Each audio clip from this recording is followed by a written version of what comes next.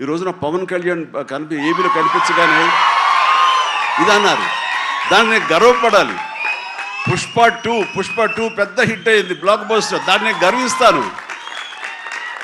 And తర్వాత ఒక్కోసారి సినిమాలు ఆడచ్చు ఆడకపోవచ్చు, కానీ మనం ఏవైనా సరే ఇండస్ట్రీలో ఒక సినిమా ఆడింది అంటే ప్రతి ఒక్కరు హర్షించాలి.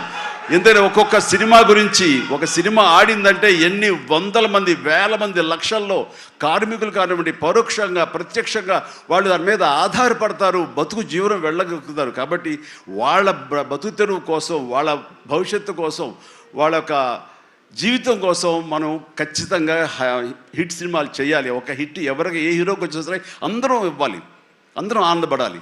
ఆ వచ్చిన డబ్బు మళ్ళీ ఎక్కడో పెట్టరు. ఇప్పుడు సపోజ్ సాహో ఉన్నారనుకోండి, అంతకుముందు తీసిన 3 సినిమాల్లో మంచి డబ్బులే వచ్చినాయి.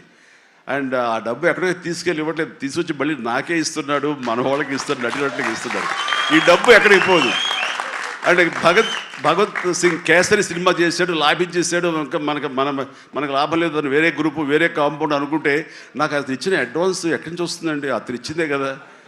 అది రావాలంటే అతను మంచి భవిష్యత్తు కోరుకోవాలి, అతను గుడ్ విషెస్ తెలియచేయాలి. అందుకని ఇండస్ట్రీలో ప్రతి ఒకళ్ళనొకళ్ళు అవినాభావ సంబంధంతో ఒక కుటుంబ సభ్యుల్లాగా ఉన్న రోజున ప్రతి వాళ్ళు గొప్పగా చెప్పుకుంటారు, ఆనందంగా ఉంటుంది. అదే అందుకనే ఆ ఆనందం పొందడం కోసంగా, ఆనందం ఇవ్వడం కోసంగా ఈ రోజున మన హీరో విశ్వక్షేణ్ నా దగ్గరకు వచ్చి అడగగానే సాహు గారు కూడా వచ్చారు. ఆ రోజున వచ్చినప్పుడు వాడు సాహు నాకు తెలిసిన ప్రొడ్యూసర్, కావాల్సిన మనిషి, నా ఫ్యూచర్ సినిమా అతనే ప్రొడ్యూస్ చేస్తున్నాడు అనిల్ రావిపూడి గారితో.